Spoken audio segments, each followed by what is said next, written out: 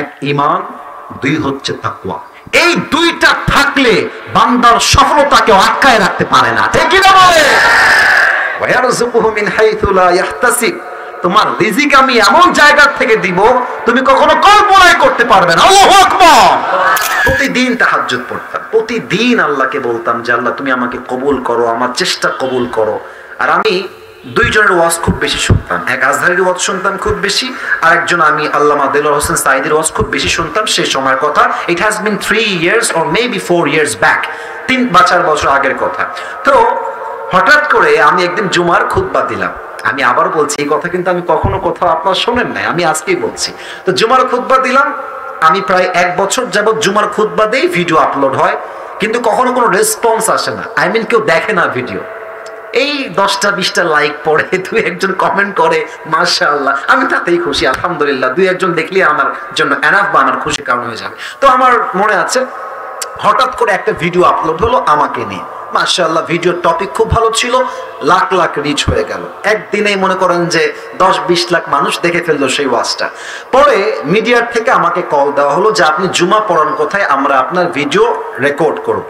তো অনেক বড় একটা মিডিয়া আমাকে বললো যে আপনার ভিডিও একটা আপলোড দিব, আপনি ইনশাআল্লাহ অনেক দূর যাবেন, আপনার জন্য অনেক বেশি কাজ আসবে, আপনি কাজ করতে পারবেন আপনার দাওয়াতি ফিল্ডে। তো একটা মাহফিল করলাম, মাহফিলটা ছিল পাবনায়। মাহফিল ছিল কোথায়? পাবনায়। তো পাবনায় গেলাম, আমি হলাম 3 নাম্বার বক্তা, দ্বিতীয় বক্তা না, 3 নাম্বার। তো আমাকে যখন ওয়াজে দেওয়া হলো, দ্বিতীয় বক্তা খুবই রাগ, আমার টাইমটা তাকে কেন দেওয়া হচ্ছে, ওকে তো দিয়ে কাজ হবে না, ওকে নামান, একে দিয়ে কাজ হবে না। এটা 3 বছর আগের কথা, বেশি না, 3 বা 4 বছর আগের কথা।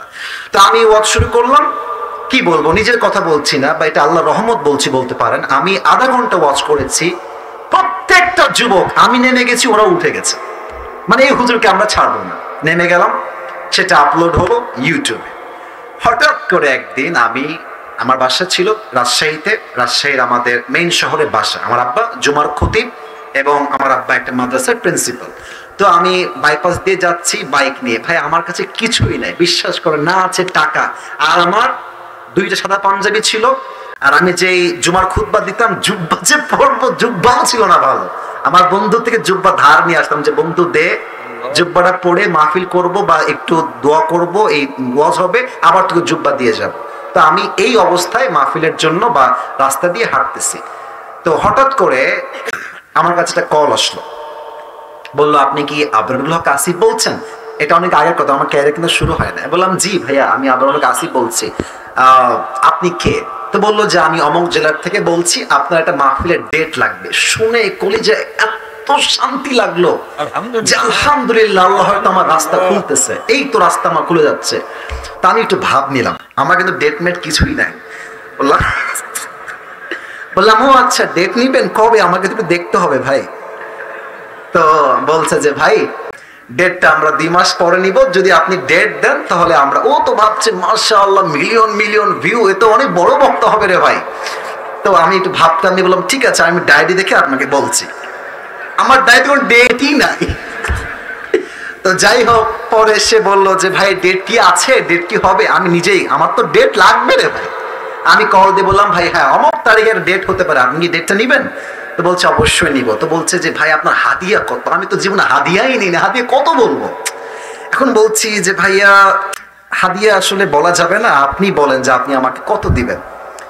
তো আমার বেতন কিন্তু ভাই মাত্র 3000 টাকা, এবং 3000 টাকা এত কম আমার জন্য, বাইকের তেল ভরতে আমার 3000 টাকা শেষ হয়ে যায়, খাবো কি আর পরবো কি। তো আমার ভাই বলছে যে আপনি একটু বললে আমার জন্য খুব ভালো হয়। তো আমি বললাম যে আপনাদের গত বছরে কে আসছিল? বলছে আমাকে একজন বক্তা আসলো। কয় টাকা দিয়েছেন? বলছে 20,000 টাকা দিয়েছি। 20, মনে বলছি 20,000 টাকা, আর ওকে বলছি ভাই এটা কোনো টাকা হইল?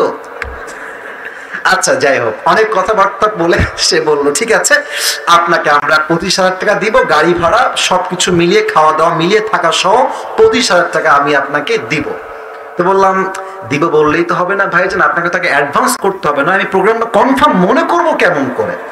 তো বলছে ঠিক আছে ভাই, আপনি আপনার নাম্বারটা আমাকে দেন, আমি আপনাকে 5,000 টাকা অ্যাডভান্স করছি। আমি বললাম ইয়ার ইয়ে তো মেরি রাস্তা খুল গিয়া মাশাআল্লাহ। তো বলছে ঠিক আছে, আমি আপনাকে দিচ্ছি, নাম্বারটা আমাকে পাঠান। তো নাম্বার দিলাম, 3 দিন কোনো খবর নাই। মনটা আবার খারাপ, যে আল্লাহ ডেটটা তাহলে পাবোই না। তো 3 দিন পরে আবার আমার ভাই কল দিয়ে বলছে, প্রিয় ভাই আপনাকে তো আমি টাকা দিব, বাট আমি টাকা তুলতে পারি নাই এলাকার থেকে, তাই টাকাটা দিতে পারি নাই। তো মাশাআল্লাহ সবাই আমাকে টাকা দিয়ে দিয়েছে, আপনার নাম্বারে আমি এখনই টাকা পাঠাচ্ছি। তা আমাকে ওই প্রথম মাহফিলের জন্য 5,000 টাকা অ্যাডভান্স দেওয়া হয় এবং 5,000 টাকা আমি আমার আব্বা আম্মাকে দিয়ে দিয়েছি। আলহামদুলিল্লাহ। তোমরা নাও, বিশ্বাস করেন ওই যে আমার জার্নি শুরু হলো। আল্লাহু আকবার, কি বলবো। এখন এমন একটা দিন নাই যেই দিন শত শত কল আসে না, আসিফ হুজুরকে লাগবে, আপনাদের কি, আমাকে বলে 3 লাখ নিবেন, 2 লাখ নিবেন, 1.5 লাখ নিবেন, কত, খালি বলেন না আপনাকে আমরা চাই। আপনি বলবেন হুজুর আপনি এত লম্বা স্টোরি কেন বললেন? 1 ঈমান, 2 হচ্ছে তাকওয়া। এই 2টা থাকলে বান্দার সফলতাকে আটকায় রাখতে পারে না, ঠিক কি না বলে? ওয়ায়ারযুকুহু মিন হাইথু লা ইয়াহতাসিব, তোমার রিজিক আমি এমন জায়গা থেকে দিব তুমি কখনো কল্পনাই করতে পারবে না। আল্লাহু আকবার।